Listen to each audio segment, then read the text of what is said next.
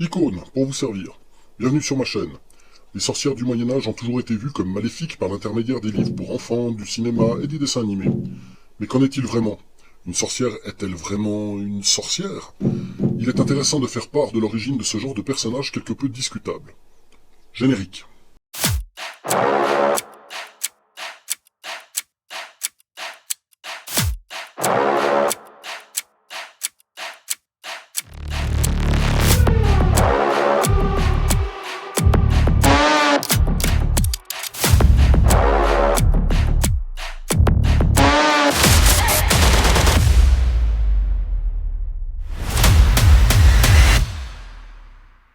Les premiers écrits stipulant la présence des sorcières datent de l'Égypte antique, mais la période où celles-ci ont fait le plus parler d'elles était à l'époque du Moyen-Âge, et particulièrement de la Renaissance.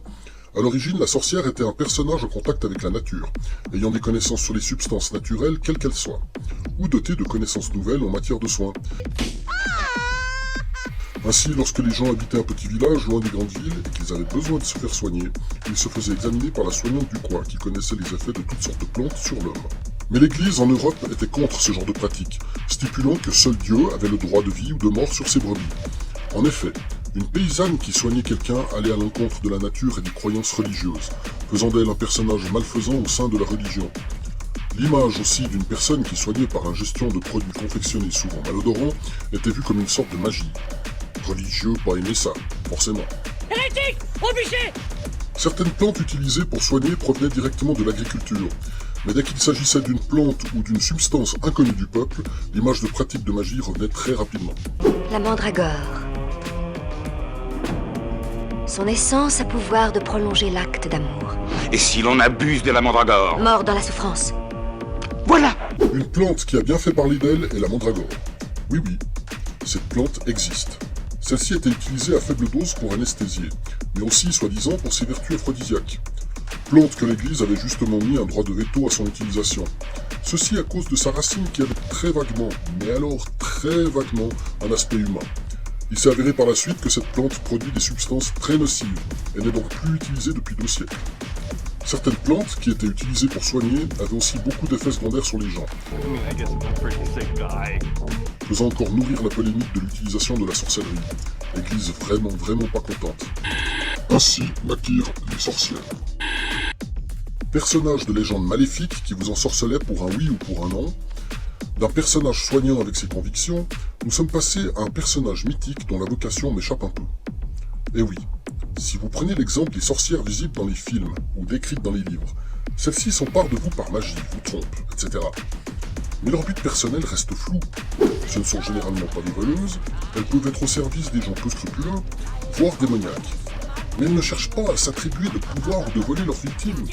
Elles sont souvent juste là pour aider un méchant notoire ou pour juste être méchantes, comme un mercenaire. Alors qu'à l'origine, c'était presque une herboriste pharmacienne, une soignante, voire une alchimiste. Les pharmaciens seraient-ils des personnages maléfiques? Les croyances dérivées, le manque d'éducation et les superstitions ont forgé nombre de légendes qui, par le bouche à oreille, ont sculpté une image mal interprétée de ce genre de personnage. Et la croyance a perduré très longtemps. On parlait encore de sorcières au XVIIIe siècle. En 1734, très exactement, Anna Guldin fut la dernière sorcière en Europe à être exécutée, à Glaris, dans le canton du même nom, en Suisse. Elle fut jugée coupable d'avoir empoisonné une petite fille. Récemment, en 2008, elle est reconnue officiellement innocente après plus de 2 siècles de remise en question.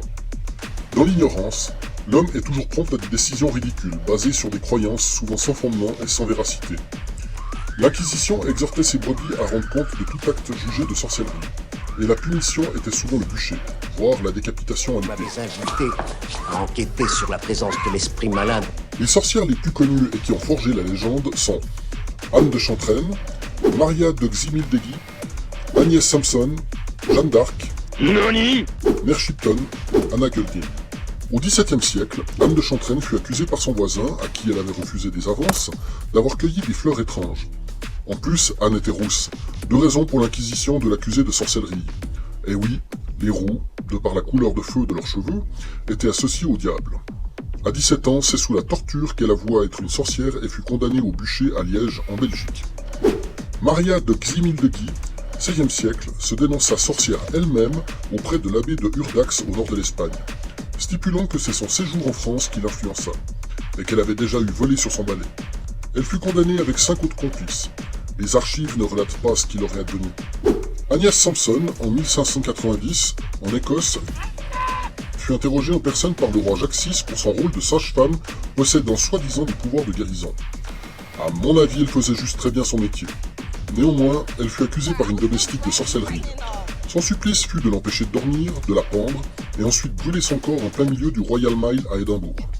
Il est étonnant de se dire que sur divulgation d'une seule personne, sans preuve apparente, vous pouviez être accusé du pire. À cette époque, il fallait pas être en guerre avec son voisin. Jeanne d'Arc, oui. On serait étonné de savoir qu'elle fut accusée d'être une sorcière malgré elle. N'oublions pas qu'en 1431, elle était au service du roi Charles VII, et que les Anglais, pour atteindre ce dernier dans l'opinion du peuple, eurent l'idée, entre autres faits, d'accuser Jeanne de sorcellerie, rendant ainsi le roi indirectement coupable de complicité en ayant une sorcière à l'élite de son service. Pour se disculper, il se débarrassa de la pucelle, accusé notamment de mensonges, sorcellerie, dévergondage, idolâtrie et attentat à la pudeur.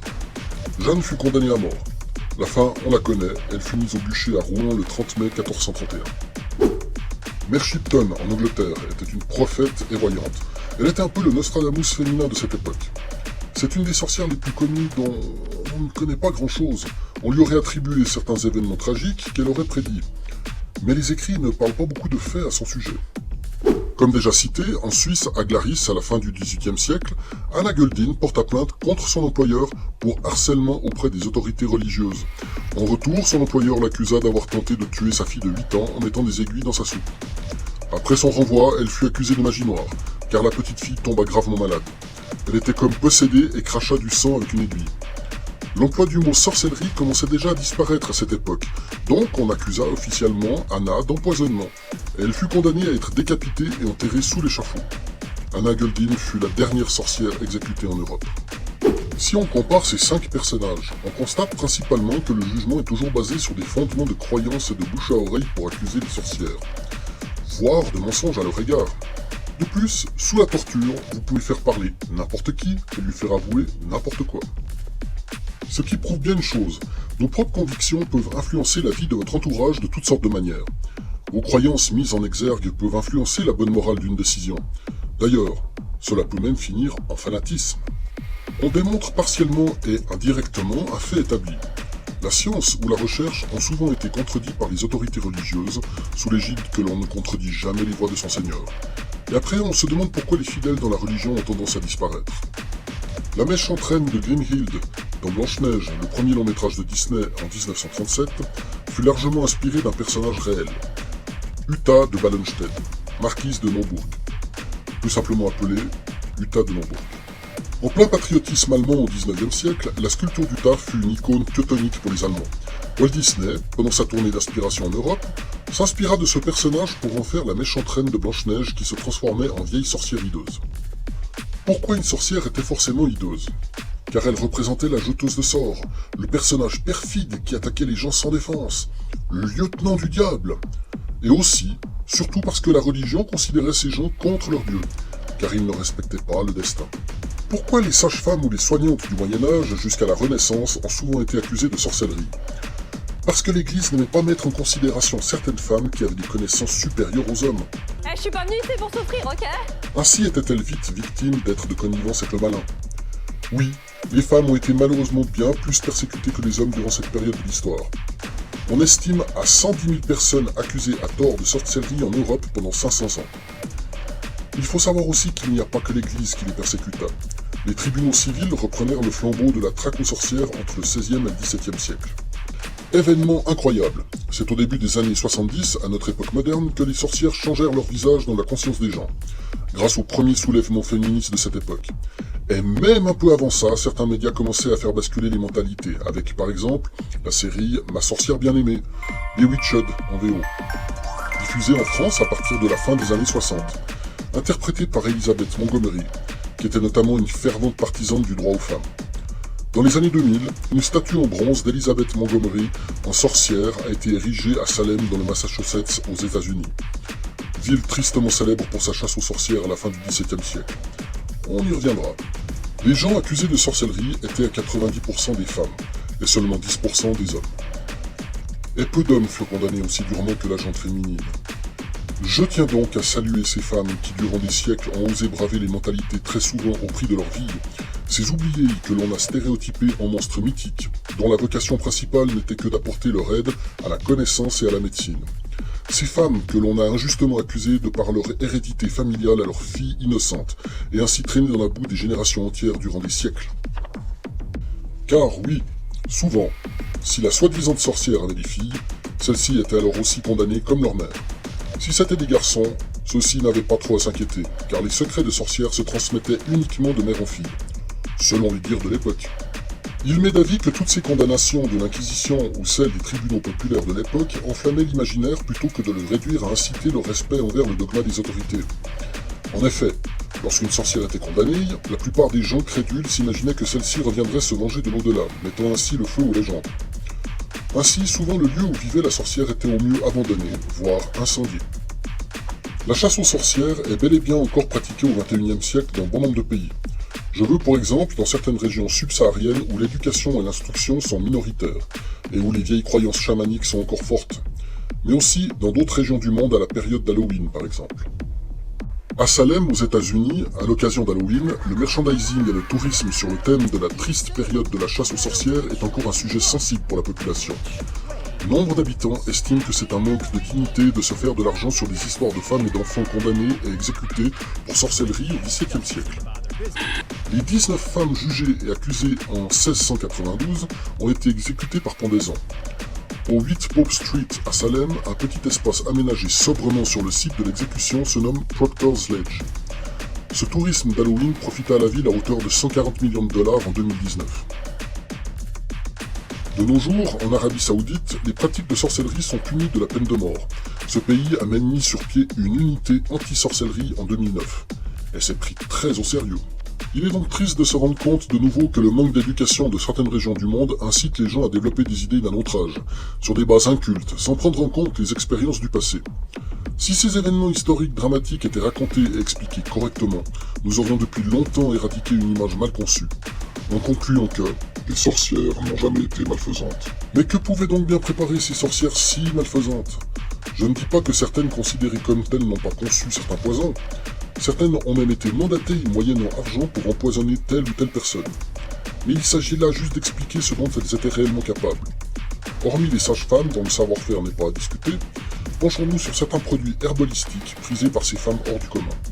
La mandragore, comme déjà cité, est une plante connue bien avant le Moyen-Âge.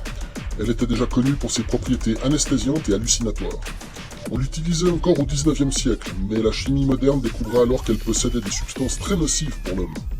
La laitue. Oui, la laitue fait partie des produits utilisés par les herboristes de l'époque pour lutter contre l'insomnie. Ceci depuis l'Antiquité déjà. En revanche, selon les Romains de l'Antiquité, elle avait aussi le pouvoir de tuer l'amour et aider à repousser les prétendantes. Vous imaginez sûrement très bien de quoi je veux parler. La belladone, très toxique, qui provoque des hallucinations, troubles cardiaques et respiratoires. Il faut environ 12 baies pour tuer un homme et environ 5 baies pour un enfant. À moindre dose, les femmes l'utilisaient pour dilater les pupilles des yeux. Et on l'utilise encore aujourd'hui comme substitut dans les cures de désintoxication ou dans l'ophtalmologie pour les examens des yeux. Nombre de ces plantes sont aujourd'hui largement répandues et nous les consommons de manière régulière. On peut noter par exemple le persil, le romarin, le laurier, l'oignon, la livèche, l'ail. En fait, tout cuisinier est un sorcier dans l'âme. La ciguë, plante provoquant des faiblesses respiratoires et nerveuses, provoque la mort. Socrate en est mort en 399 avant Jean-Claude, condamné à ingurgiter le produit. Platon décrira son agonie très douce. Je ne vous montrerai évidemment pas certaines plantes très toxiques de nos contrées, car je ne veux pas inciter certains d'entre vous à les approcher. Néanmoins, ces plantes dangereuses à moindre dose sont utilisées encore de nos jours pour leur principe actif. Au Moyen-Âge, les plantes toxiques n'étaient pas vraiment classifiées comme de nos jours. Seul le dosage indiquait le niveau de dangerosité de la plante. Revenons à nos sorcières. Vu que notre époque les considère maintenant comme des personnes presque normales, comme Hermione dans les histoires d'Harry Potter. Et puisque l'on en parle, l'univers d'Harry Potter considère que les sorciers possèdent des pouvoirs magiques comme les magiciens. La baguette en est la preuve. Personnellement, je trouve l'univers de Harry Potter très cliché sur la vie que l'on peut se faire de l'univers des sorciers. Mais cela reste un film fantastique. Je crois que les légendes ont commencé à mélanger les différents types de personnages mythiques pour n'en former qu'un. Ainsi le magicien et le sorcier. Quelle différence peut-on citer entre le magicien Gandalf et le sorcier Harry Potter? Je suis sûr que le débat existe déjà quelque part sur le web. Il y a tant à dire sur le sujet des sorcières, tant il y a eu de drames par le passé. Même certaines épidémies n'ont pas fait autant de morts que les chasses aux sorcières de notre histoire. Rappelez-vous simplement que la sorcière est une victime oubliée et est devenue à ses dépens une icône maléfique d'un univers fantastique, alors qu'il s'agissait purement d'un génocide de femmes historiques hors du commun. En 1689, à Salem, aux États-Unis, le ministre Samuel Parris trouve le moyen d'inviter le peuple à dénoncer les sorcières en stipulant une simple ligne de la Bible. « Tu ne laisseras point vivre la magicienne » Exode 22, 18. Samuel était déjà considéré comme une personne haineuse envers certains, et en profitait ainsi pour se débarrasser d'eux. Mouais. À moindre échelle, ce récit me rappelle une autre histoire tristement célèbre des années 40 avec un petit moustachu. Pas vous? Somme toute, qui a officiellement commis le plus de morts entre les sorcières et les chasseurs de sorcières? Loser. Le jugement des sorcières de Salem prouve encore une fois la gravité des préjugés et de l'ignorance. Comme je l'ai déjà eu dit dans mes vidéos, il est important de prendre le temps nécessaire à connaître son sujet avant de s'en faire une idée claire. Et alors votre jugement en sera que plus soutenu, et votre image limpide. C'est sur ce principe de pensée que j'en suis venu à faire cette vidéo. En regardant le film Blair Witch, où soi-disant la sorcière de Blair vit encore dans la forêt de Black Hill, dans le Maryland, et j'en suis venu à me demander quel était son but. Une vengeance? Une manière à elle de montrer qu'elle existe? Ou voulait-elle simplement s'amuser? Très peu de films mettant en scène une sorcière mettent en évidence ce fait. Évidemment, vous me direz que c'est aussi le cas de beaucoup de monstres dans d'autres films, mais les sorcières ont malheureusement une triste part de réalité de notre histoire. Voilà terminé le sujet des sorcières. Je vous remercie si vous avez suivi cette vidéo jusqu'au bout et je vous invite à sonner la cloche, vous abonner et à liker si celle-ci vous a plu.